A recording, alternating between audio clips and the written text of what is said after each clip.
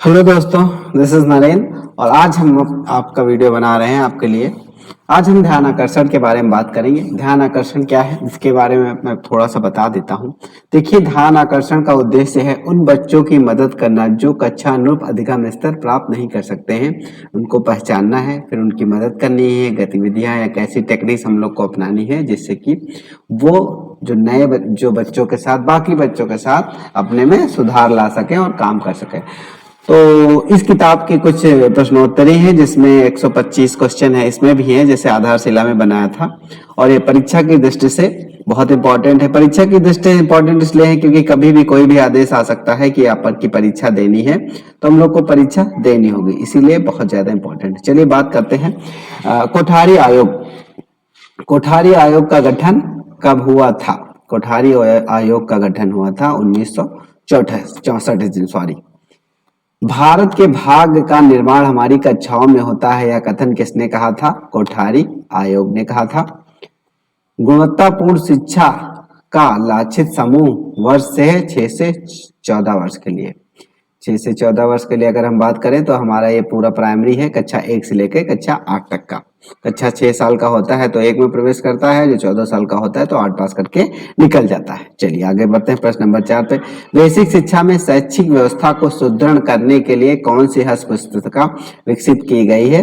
ध्यान आकर्षण, आधारशिला और शिक्षण संग्रह, यानी कि ये 3 हस्त पुस्तिकाएं हैं जो विकसित की गई हैं बेसिक शिक्षा में शैक्षणिक व्यवस्था सुदृढ़ करने के लिए। चलिए, ध्यानाकर्षण मॉड्यूल में चर्चा है तकनीकी शिक्षक, तकनीकी के शिक्षण। तकनीकी की हम लोगों को 18 तकनीकें बताई गई हैं जिसका हम बाद में आपका उल्लेख करेंगे और इसका विस्तृत करेंगे, विस्तृत वर्णन भी किया जाएगा। ध्यानाकर्षण मॉड्यूल का संबंध नहीं उपचारात्मक शिक्षण से, ठीक है, इस संबंध है ध्यान आकर्षण मॉड्यूल का संबंध है उपचारात्मक शिक्षण से। जैसा कि मैंने बताया है, परिभाषा से ही हम लोग को उनकी तरफ ध्यान देना है जो बच्चों की पढ़ाई पिछड़ गए हो या किसी कारणवश पिछड़े हो या फिर जो मेन स्ट्रीम है उसके साथ नहीं चल पा रहे हैं, तो उनकी हम लोग को मदद करनी है। चलिए आगे बात करते हैं प्रश्न नंबर 7 पे। ध्यानाकर्षण मॉड्यूल निम्न में से मुख्यतः किससे संबंधित है? सी ऑप्शन है कक्षा अनुरूप संप्राप्ति न प्राप्त करने वाले छात्रों से। संप्राप्ति का मतलब है जो लर्निंग आउटकम हम लोग निर्धारित किया गया है उस क्लास के लिए, अगर वो बच्चा उसमें नहीं आ पा रहा है, लर्निंग आउटकम नहीं निकल पा रहा है, तो उसको ध्यान आकर्षण तकनीक की जरूरत है। तो उसको हम लोग उस ध्यान आकर्षण के अंतर्गत हम उसको ढूंढेंगे, पहचानेंगे और फिर हम उस पर काम करेंगे ताकि जो है लर्निंग आउटकम उसका निर्धारित प्राप्त कर सके। प्रश्न नंबर 8 है किस मॉड्यूल का उद्देश्य है कि शिक्षक उन बच्चों को सिखाने में विशेष मदद करे जिन्हें शिक्षकों की सहायता की अत्यंत आवश्यकता है? ठीक है, यह ध्यान आकर्षण। देखिए, एक चीज तो पक्की है, अगर आपने किताब नहीं पढ़ी है और ये प्रश्न देख रहे हैं वीडियो पे तो आपको किताब पढ़ने की जरूरत नहीं है क्योंकि उसका निचोड़ आपको हम दे रहे हैं। बार बार मैं कहूंगा, ये नोट्स मैंने नहीं बनाए हैं, ये कहीं से मुझे मिले हैं, तो बस केवल मैं वीडियो बना रहा हूँ। वीडियो इसलिए बना रहा हूँ क्योंकि वीडियो से चीजें आसान होती हैं कंपेरिजन टू पढ़ने का, क्योंकि हमने निष्ठा के इतने सारे मॉड्यूल्स किए हैं, मैंने देखा है कि लोग जो पढ़ने वाला होता है उसको पढ़ते नहीं, लेकिन वीडियो सभी लोग देखते हैं, तो इसीलिए वीडियो बनाया जा रहा है। ध्यान आकर्षण मॉड्यूल उपयोगी है रेमेडियल टीचिंग के लिए, यानी कि बी ऑप्शन, रेमेडियल मतलब उपचारात्मक टीचिंग के लिए। ठीक है, ध्यान आकर्षण शिक्षण का मुख्य उद्देश्य क्या है? ठीक है, ऐसे बच्चों की मदद करना जो कक्षा के स्तर के अनुरूप अवधारणा और कौशलों को सीखने में कठिनाई महसूस करते हैं। बार बार वही प्रश्न आ रहा है। चलिए आगे चलते हैं। ध्यान आकर्षण हस्त पुस्तिका किन कक्षाओं है तो लर्निंग आउटकम की संप्राप्ति दर को अपेक्षा अनुरूप लाने में मददगार है? कक्षा 3 से कक्षा 8। 11वां प्रश्न है ध्यानाकर्षण मॉड्यूल में कितने भाग हैं? इसमें है आपके 4 भाग। आधारशिला में कितने भाग थे? 6 भाग थे। इसमें से क्या ध्यानाकर्षण मॉड्यूल के भाग 4 में वर्णित है? आरंभिक काल परीक्षण पत्र के नमूने, मतलब जैसे बच्चा प्रवेश करेगा क्लास में तो उसका परीक्षण होता है, तो उसके पत्र नमूने हैं, परीक्षण पत्र नमूने हैं। चलिए आगे चलते हैं प्रश्न नंबर 14 पे। ध्यानाकर्षण उपचारात्मक शिक्षण क्यों जरूरी है? अपेक्षाकृत कम संप्राप्ति वाले बच्चों को कक्षा अनुरूप बनाने के लिए। ठीक है। अगला 15, शैक्षिक रूप से पिछड़े रहे बच्चे हमारे विद्यालयों से निराश ना हो, इसके लिए उचित तरीके हैं। एक से अधिक विकल्प सही हो सकते हैं। पहला विकल्प है शिक्षकों द्वारा कुछ खास तकनीक का प्रयोग कर ध्यानाकर्षण करने से यह संभव है। ठीक है, शिक्षकों व अभिभावकों द्वारा ऐसे बच्चों का सामान्य बच्चों की अपेक्षा अधिक सहयोग करके यह संभव है। ठीक है, चलिए आगे चलते हैं। प्रश्न नंबर 16 पे आ जाते हैं। हमारे यहाँ कमजोर बच्चे आते हैं, मतलब यह एक भ्रांति है। बिल्कुल सही, यह एक भ्रांति है।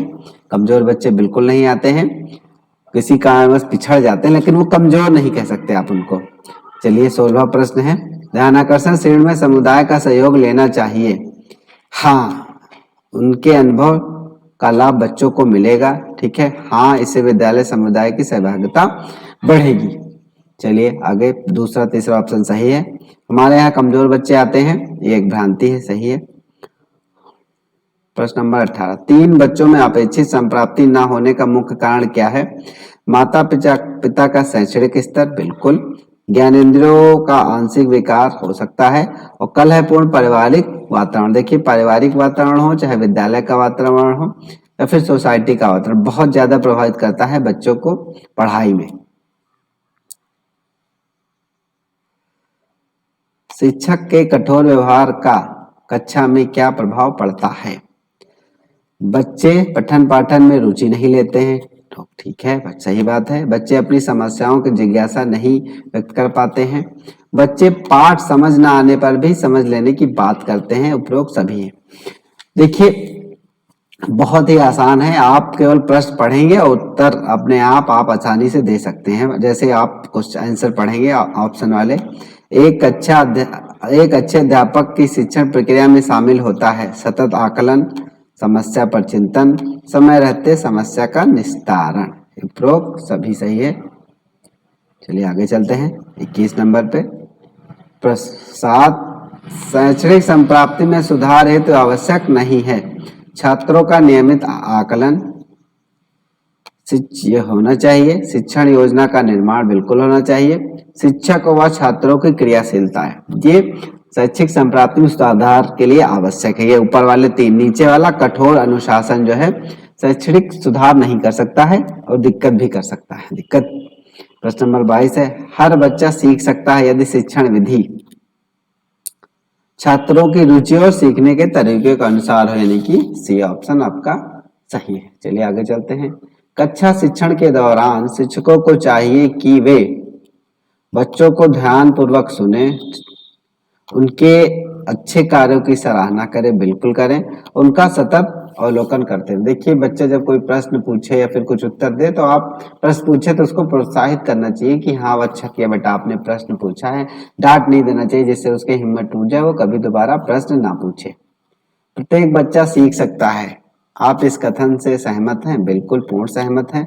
हो सकता है तरीका अलग हो, लेकिन हर बच्चा एक यूनिक होता है, उसके हर सीखने का तरीका है। इसी को हम लोग को ध्यानाकर्षण के अंतर्गत तकनीक में समझना है।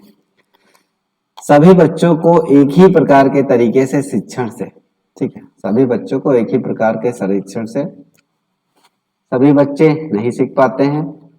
कुछ बच्चे पिछड़ जाते हैं और कुछ कुंठित हो जाते हैं। उपरोक्त सभी। हमारे बेसिक में जो बच्चों का स्तर है वो अलग होता है, हर बच्चे का स्तर अलग। कोई पढ़ने में बहुत तेज, कि उसको कुछ नहीं आता है, तो बहुत ज्यादा विभिन्नताएं होती है। इसी को मैनेज करना है हमको इस ध्यानाकर्षण किताब हस्त पुस्तक से। आपके अनुसार शिक्षण प्रक्रिया होनी चाहिए लचीली, ये ऑप्शन सही है। आप अभी तक किस प्रकार के शिक्षण प्रक्रिया को अपनाते आए हैं? लचीली, छात्र सहभागी, व्यवहारता युक्त और उपरोक्त सभी। उपरोक्त सभी। प्रश्न नंबर 28, कक्षा शिक्षण के उपरांत सबसे महत्वपूर्ण व्यवहारिक पक्ष क्या है? छात्रों से प्रश्न करना, उनकी कॉपी जांचना और छात्रों की कक्षा में शिक्षण के बारे में बात करना। यह जानना कि वे दक्षताओं को प्राप्त कर रहे हैं या नहीं। लर्निंग आउटकम से संबंधित मॉड्यूल कौन सा है? लर्निंग आउटकम से संबंधित मॉड्यूल है आपका ध्यानाकर्षण। ये ऑप्शन सही है। लर्निंग आउटकम क्या है? सी ऑप्शन अधिगम संबंधित परिणाम जो कि लक्ष्य आधारित हैं, ये आपका लर्निंग आउटकम है। अधिगम संबंधित परिणाम जो लक्ष्य आधारित है, कहने का मतलब ये है कि हर क्लास के लिए लक्ष्य निर्धारित किए गए हैं। जैसे कक्षा 2 के लिए गणित में आपको 99 तक 1 से 99 तक गिनती आनी चाहिए, इकाई दहाई जान लेना चाहिए, अक्षरों को पहचान लेना चाहिए और लिखना भी आना चाहिए और पढ़ना आना चाहिए। तो ये निर्धारित की गई, ये कक्षा 2 के बच्चों के गणित में ये आना चाहिए, इसका निर्धारित लक्ष्य है। लर्निंग आउटकम को और क्या क्या नाम दिए गए हैं?